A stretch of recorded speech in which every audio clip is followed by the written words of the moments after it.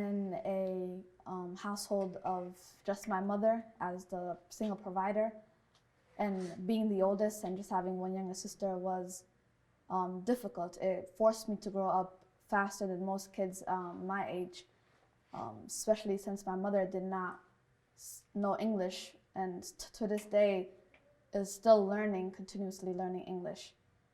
I remember when I was in middle school, I used to help out my mother with forms, healthcare forms, housing forms, because we live in like Section 8 housing. So to help out, so I was about in 6th grade when I started first filling out the forms, and I myself did not know majority of the words on the piece of paper. So I was really stressed out trying to make sure that I did not mess this up. So like hypothetically, we would not be kicked out of our house. Same thing with healthcare. There was a moment when I was young where my sister had a lot of asthma attacks. And there was moments where we did not have healthcare because of the forms and how long it took to complete them. And when the state of Minnesota was moving to new forms of healthcare. So it was really stressful on me, on my mother, and my sick little sister. And I remember that when the forms would come back, not fully done, that my mom would be anxious and worry, and she'd be up all night praying to God to help us. And it was very stressful, and from the stress of my mother, that caused me to just grow up quicker and to stress myself out even. Growing up, my mom and we've been good. Like, I have a really close relationship with my mother, but that's because of years and years of me trying to open her mind to the world, and not how it used to be back then, where it was boxed with that Somali mentality that she grew up all her life in Somalia. So after years and years, and to this day, like, there's a lot of cultural stuff that we clash on, we argue about every day, and there are a lot of things that I feel like I can't go to my mother about to this day because I know that she won't understand where I'm coming from, which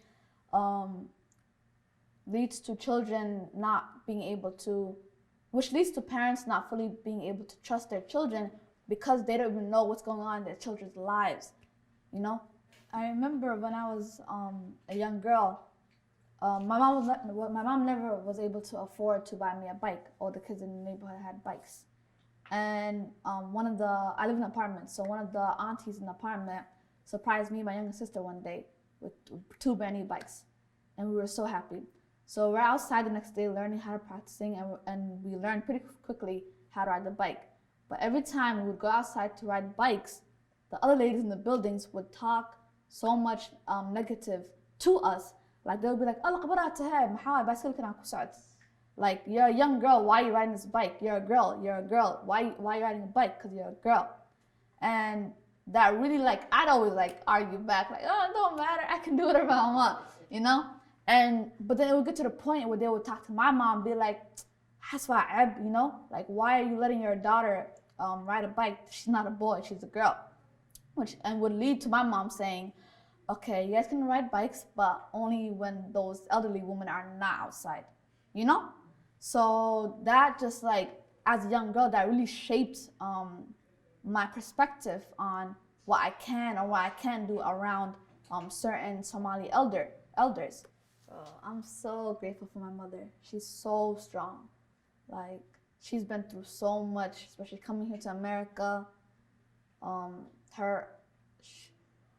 And like my father dying, like when I was like 2 years old, and then her having 2 young girls under the age of 3, not knowing the language, not having a job, not knowing how to drive, nothing, not having family out here, like just that utter feeling of loneliness and that feeling of despair. Man, she's been through so much, and I'm so grateful, and I can never repay her. But just like my mother is a strong woman, and a lot of immigrant single mothers, all single mothers are just so strong, and we never really give them the credit that they deserve. So yeah, my mother, she's been through a lot, and to this day she works a minimum wage job that pays her only $10 an hour just to make ends meet.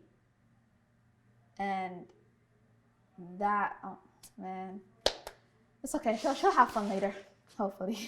I'll pay my dues. But yeah, again, my name is Iqbal Maxamed, and I am grateful to be able to be a part of this storytelling.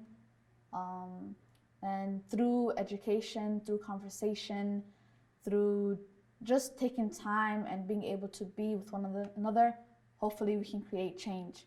And that is my goal for this, is to be able to spark that little change in the community. Because I know we're great, but still, hopefully we can become even greater.